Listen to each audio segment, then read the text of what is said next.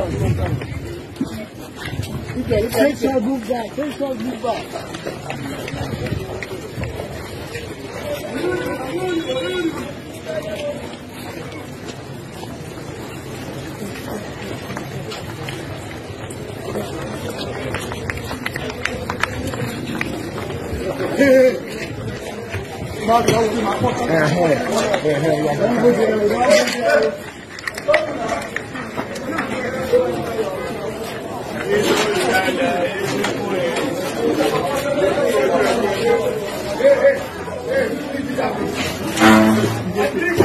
Hello my people, now welcome to MAUREEN'S TV. My people, this video clip one I just watched just now. Now Baba Ijesha. Una know say Baba Ijesha they don't finally sentence him to 16 years of kirikiri. Now there go stay for good 16 years. And now this comedian Precess, now he finally come out to come rain curses upon Rainbow and Yomi Fabiyi. I go like make we watch this video clip before I will come touchlight waiting day. My people, una know say this whole thing, some people the way they feel about it, some people their emotion was down, while some people say nine good for Yomi, nine good for Baba Ijesha. But if we look this whole thing very well, before the court sentenced am to 16 years of kirikiri, they go don carry out 3 investigations to show say yes, true this Baba Ijesha actually commit that particular thing when we say they say he do before then sentence am. And also they say Kerewa, this woman when we say wear green Precess, comedian Precess, in foster daughter, which is in Pikin, when we say adopt, when we say take us in Pikin. Now Baba Ijesha go Kerewa. So in that process, he can't get small gbege with other. He can't get small gbege with Rainbow and Fabiyi. Now be the way. Now be the one when he be saying come the release course. Make we listen to waiting in talk before we come finally touchlight everything concerning this whole thing. My people, make una watch. Who Phillips, aka Mama Rainbow. Ẹni tó bá mọ̀ yín kó lọ sọ fún yín. Mo ń sọ fún yín, èmi Precess Olúwadámilọ́lá mo ń sọ fún yín Who Phillips, aka Mama Rainbow. You know I know you very well. Ẹ jẹ́ ká gbé ọ̀rọ̀ Gbàdámọ́sí sẹ́gbẹ̀. Ẹ jẹ́ ká gbé ọ̀rọ̀ pé you said, oh, you are a nurse, you went, which we know you never. Àwọn tí ò mọ̀ yín ló mama mọ̀ yẹn. I'm telling you now, Madam Who Phillips, when you were in Odunfa, a mọ̀ yín. All the people that you thought you were guarding, especially Sake, involved in, you know, molesting girls, doing all that. It will be any ara Odunfa. If I'm lying, you will know there's this song you used to sing. Àṣegbé kankan ò sí nílé ayé. Ẹni tó ṣe ere ń ṣe ló ṣe pamọ́. Ẹni tó ṣe éka ó ṣe pamọ́ ni. Gbogbo ẹ̀ ló yọ Ọlọ́run.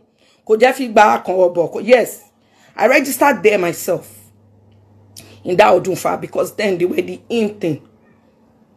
I approached Yinka Quadri and Ogogo, but paid for the form, everything. And I told them, I'm already an actress, so I don't need to come for your rehearsals. But I had to leave because of some people calling you in Ebute Meta, in that Odunfa. You are not, it's not a new thing, Mama Rainbow. But what shocked me about you, Mama Rainbow, Who Phillips, is the fact that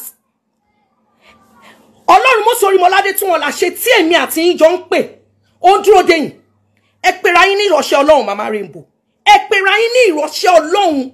Ẹ jẹ́ kí sọ fún yín, tí ẹ bá lọ tọrọ ìdáríjì ẹ̀ṣẹ̀ lọ́dọ̀ Ọlọ́run, kí n dẹ̀ rí k'Ọlọ́run fi hàn mí pé yes, Precess Who Phillips ó ti tó. Tí ẹ bá lọ túbá fún gbogbo ẹlẹ́dàá ọmọ tí Ìjẹ̀ṣà ti ṣèkà fún, tẹ́ wá pè mí, tẹ́ pretend, tẹ́ wá lọ lẹ́yìn mi, tẹ́ lọ ń bà mí jẹ́, tẹ́ bẹ̀rẹ̀ sí ní sọ̀rọ̀ débi pé ẹ lè mú mọ́ra, ẹ bẹ̀rẹ̀ sí ní shatter mi. You went on the news. Who Phillips, Rainbow. Ọlọ́run mo sori molade tún wọ́n la ṣe. Ọlọ́run SBG Ọ̀ṣọ́fà. Ọlọ́run Babalọ́lá. Ọlọ́run Jacob, Isaac àti Abraham. Adágbére fún yín, ẹ̀mí mímọ́ adágbére fún yín pátápátá. Ìgbẹ̀yìn, it will be worse than that of Saul. Ẹ lọ kọ sílẹ̀. Bẹ́ẹ̀ ni mo sọ fún yín. Anybody tẹ́ bá mọ̀, òun ni kẹ́ lọ. I don't bloody care. I don't fear you people. You've killed me. You took away my joy. You took away my joy. You put sadness in my life. I'm not afraid of you. You don't know, a man who has lost everything does not have anything to lose again. Any bombe, Ìdòwú Phillips aka Mama Rainbow bẹ́ẹ̀ ni mo sọ fún yín mo fi Ọlọ́run Orímọládé tó ọ̀la ṣe èmi àti yín ọmọ Kérúbù ni wá gbogbo ibi tẹ́ bá lọ ẹ̀mí Ọlọ́run á dágbére fún yín ẹ̀mí Ọlọ́run á jìnnà sí yín ìgbẹ̀yìn àlejò tí Paul tó di abókù sọ̀rọ̀ lọ bẹ́ẹ̀ ni mo sọ fún yín bẹ́ẹ̀ ni mo sọ fún yín bẹ́ẹ̀ ni mo sọ fún yín because I did not do anything to you anything and I never said you should not support whoever you want to support. Why do it at the detriment of my own name? Why mocking me? Why stigmatizing me and my children? Ben Muso, the sake that you all were covering up for, is it not the same? I hear is even the father of Bayu, the same one now that is being like, does the apple fall far from the tree? Do you think God can be mocked? On my beshe ya, on my bella or more. Ijowu Phillips aka Rainbow, I'm calling you out. Gbogbo ibi tí ẹ bá mọ̀ ní kẹ́ máa lọ. Ọlọ́run Mósè Orímọládé tún ọ̀la ṣe. Ọlọ́run Ṣọ̀fà, Ọlọ́run Babalọ́lá, Ọlọ́run Abraham, Isaac àti Jacob á dìde fún mi. Ìgbẹ̀yìn ó máa le ju ti sọ̀lọ̀ tí ẹ bá bẹ̀rẹ̀ láti lọ máa tọrọ ìdáríjì ẹ̀ṣẹ̀. Fún gbogbo àwọn orí. Do you even know how many children this guy molested? They were in court. Some of those victims that you people are talking about have lost all hope. One of them was almost suicidal. You think coming online and bullying people, it ends there? No, it doesn't. You think coming online and just typing whatever you want to, you think it doesn't end there? These are survivors. Molested by Olariwaju James Omiyinka. And you people cover up for them? Any law, Ben mo sọ fún yín. Gbogbo ègún tó wà nínú Bíbélì kó máa jẹ́ ti Akeem Odumosu, kó máa jẹ́ ti Yomi Fabiyi, gbogbo àkọ́bí yín, gbogbo ọmọ tó ti ara yín jáde, ní jèrè wọn. Bẹ́ẹ̀ ni mo sọ fún yín. Bẹ́ẹ̀ ni mo Yomi Fabiyi láti èní lọ pẹ̀lú àṣẹ ni mo sọ. Gbogbo ibi tí o bá wọ̀, ibi ni o máa kó wọ bẹ̀. Gbogbo ohun tí o bá ń ṣe, ibi ló máa kọjú sí ẹ. Gbogbo ẹni tó bá kọjú sí ẹ láti ṣe ẹ́ láàánú, ègún ayérayé á bọ́ sí orí wọn. Gbogbo ilẹ̀ tí o bá tẹ̀ á máa jù ẹ́. Gbogbo ọ̀nà tí o bá gbà á ṣókùnkùn fún ẹ. Yomi, after Ijesha was sentenced today, you came to court to say o fẹ́ appeal. Appeal. Ìwọ tó ò tí ì mọ nǹkan tó ń bọ̀ fún ẹ. Go and count everybody that you came with. Those you brought to court. Go and count them. Lọ wò wọ́n lẹ́yọ kọ̀ọ̀kan níbo ló wà.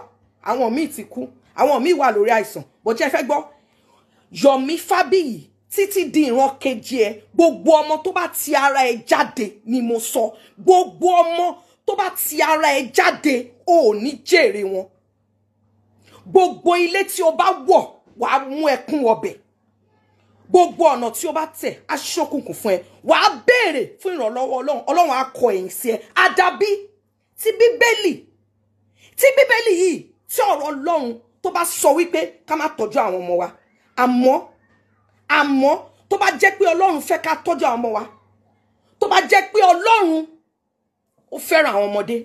Yomi Fabiyi láti èní lọ ó dẹni ìkọ̀sílẹ̀.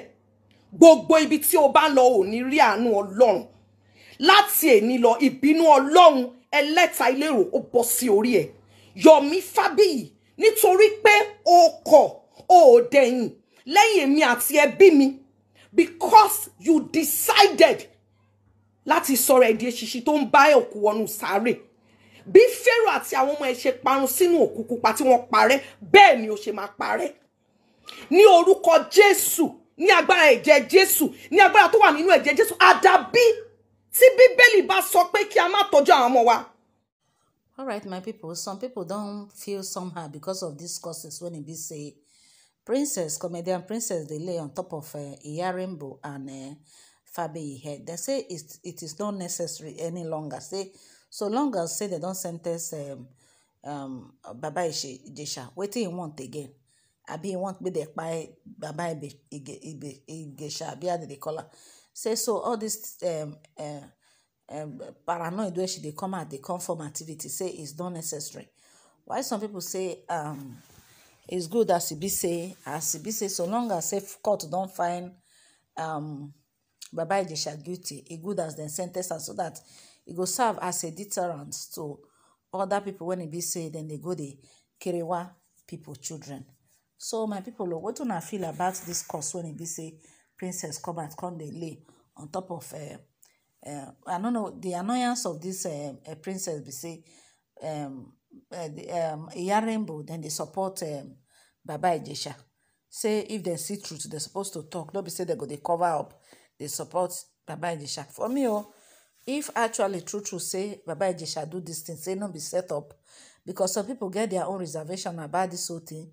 Say comedian Princess and Baba Ijesha then get kwanta. Say na that's kwanta na make where be say those begerity where two of them get. Now make Princess set them up, say na set up.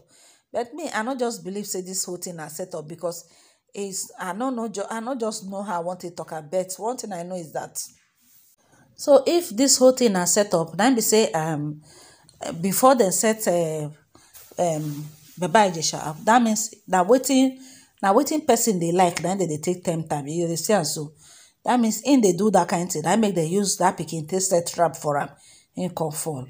So my people, this whole thing is somehow, because some people like Baba Ijesha, some people na Baba Ijesha friend, they feel so bad. But no matter how you feel so bad, no go sim put our this whole matter. If now your pikin na somebody by force chuku, whether you go balance, sit down, they happy say yes, waiting they do your pikin a good. You understand? So for me, anybody when it be say do bad thing, make he receive the punishment. Make he serve the punishment of the bad thing when he do. Now so it just be my people. Alright, my country people, this is MAUREEN'S TV.